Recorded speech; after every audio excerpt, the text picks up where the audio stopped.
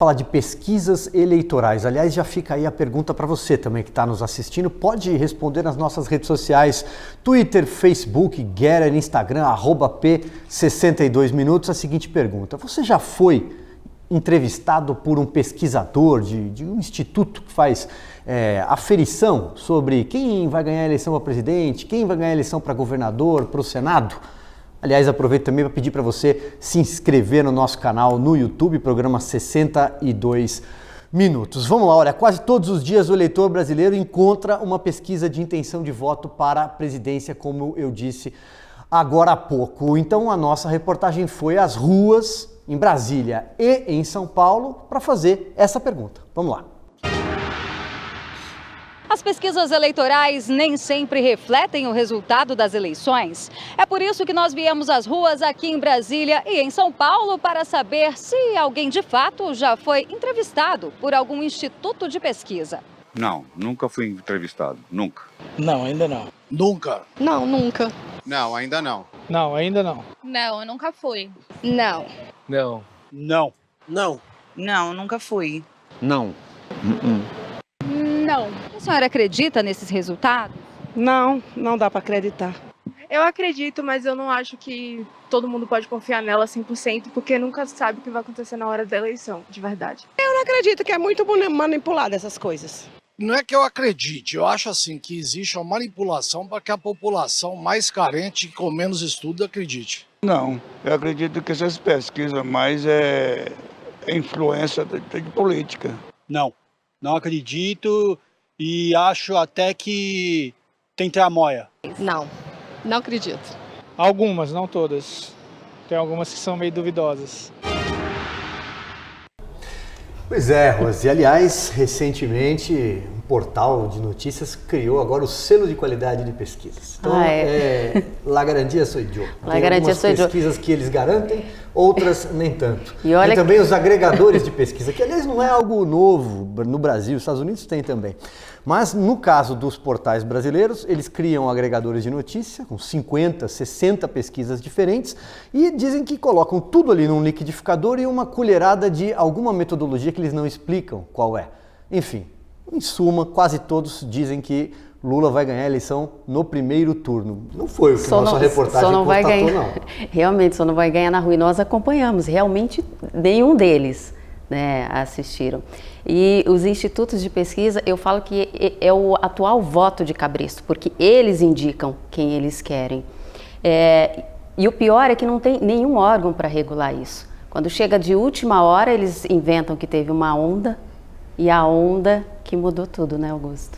Olha, a cada eleição a gente esquece o que aconteceu na última eleição. Na eleição de 2018, o Datafolha publicou uma pesquisa uma semana antes da votação, dizendo que o Haddad venceria por 55% contra 45% do Bolsonaro, venceria no segundo turno. Afirmou. Aí vem a eleição, não dá nada disso, e a gente ouve gente séria que havia nas redações dizendo, não vou mais ligar para esse negócio, não dá para publicar pesquisas. Aí começa a nova temporada de pesquisas, lá vamos nós aí para essas sopas de índices que nunca funcionaram, né? Eles mentem, erram. No caso do Datafolha, a Folha é capaz de dizer que o Brasil, quando melhora, despiora. A Folha é capaz de dizer que o Bolsonaro matou 600 mil mortos pelo coronavírus. A Folha atribui o desaparecimento de um jornalista e de um sertanista, né? Indigenista no Amazonas ao Bolsonaro. Como é que você acha que uma empresa, um instituto de pesquisa pertencente à mesma empresa, vai agir corretamente? A pauta da Folha, da empresa toda, é Bolsonaro tem que cair, tem que ser derrotado na eleição. Se não sofrer o impeachment, tem que ser derrotado desde o primeiro dia. Tem que ser derrotado. Por que eles vão publicar a verdade? Agora, é mais fácil encontrar uma ararinha azul do que um entrevistador. Na Paulista. Eu não conheço, mas eu conheço também o outro lado. Contar rapidamente. Em 1982 e 85, Eu acompanhei pela Veja o trabalho do Gallup, fazendo previsões. No caso de Santa Catarina, eles deram ao Esperidião Amin uma vantagem de 20 pontos contra o candidato do MDB. E me ligaram vários amigos de todas as tendências de Santa Catarina, dizendo, olha, aqui sempre foi equilibrada a eleição. Está esquisito, não pode ser assim. Então, aí eu vi o Gallup, que fechou depois de errar em 85 também. Isso em 82. O Gallup, eles acertavam, faziam uma maracutaia com índices. Porque, pela ciência da estatística, se você tem 2,6, você sobe para 3. Para dar número redondo. Se você tem 2,4, você desce para 2. Eles começaram a dizer assim, 2,1 do candidato que estava atrás, como eu dizia, olha, eles estão me advertindo que não é assim. Ele fazia 2,1, virava 3. É desse jeito. Eu lá acompanhando.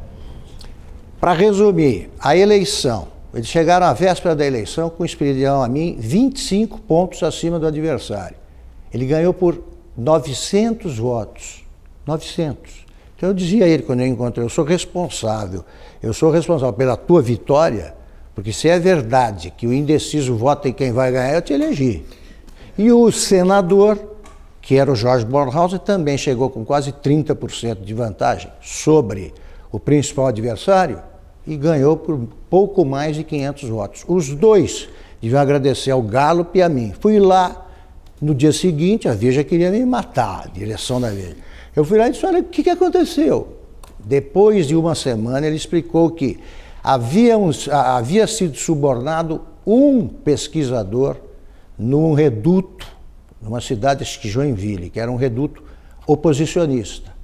Esse pesquisador teria provocado um desvio de 20%. Nossa. Ou está mentindo o Gallup, ou errou, ou estão mentindo todos.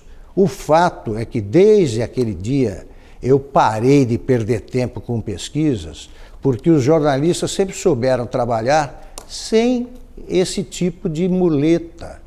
A pesquisa é relativamente recente, eu já trabalhei sem pesquisa, você sente o clima. E o clima que a gente consegue sentir, né, nitidamente, não tem nada a ver com o que dizem as pesquisas. E não vai muito longe. Na última eleição municipal em Porto Alegre, o Ibope indicou que a Manuela Dávila seria eleita prefeita. Dias antes, ela chegou a fazer reuniões já para a escolha do secretariado. Então, determinados políticos gaúchos já sabiam que seriam secretários municipais. O que aconteceu? Ela perdeu a eleição. Pois é. Ela perdeu a eleição. E a ex-diretora do Ibope, porque o Ibope faliu, fechou, né? Agora tem fechou, como o Galo, Márcia Cavallari, deu uma entrevista à Rádio Gaúcha, salvo engano, ou Guaíba, acho que a Rádio Gaúcha, se pedindo desculpas e dizendo que aquilo ia ter que ser estudado. E não foi o único caso. Eles erraram em Recife, eles erraram na cidade de São Paulo. Na distância, eles indicaram mas que praticamente o Guilherme Boulos seria eleito. Diga, Paulo. Não, só erram para a esquerda. Só isso que eu quero dizer. Nunca erra para a direita. É verdade. O candidato só cai pro mesmo lado. Né? Eu confio mais no motorista do Uber, tá? Que eu pergunto para ele, de cada 10 pessoas que entram. Ele já ouve um monte de gente. Já ouve, já fala para mim. É verdade. Olha só, já de olho no relógio, mais um assunto, a cúpula nos Estados Unidos, né? O encontro entre Jair Bolsonaro e Joe Biden, a pressão da turma do politicamente correto sobre a nossa Amazônia. O Paulo Figueiredo vai fazer um resumo.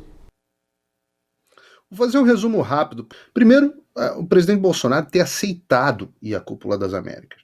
O Joe Biden mandou um emissário, foi lá, um assessor, pedir especificamente ao Bolsonaro para ir, porque o Joe Biden está numa situação tão ruim que ele já estava, a cúpula estava ficando esvaziada. Você pensa, o fato do México, que é os dois países mais importantes da América Latina são Brasil e México.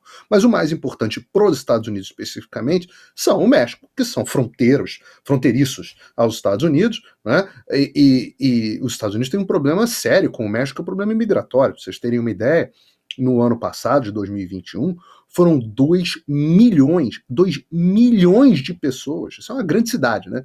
2 milhões de pessoas cruzando ilegalmente a fronteira do México em direção aos Estados Unidos. 2 milhões. Só para dar um efeito de comparação, no ano anterior tinham sido 200 mil.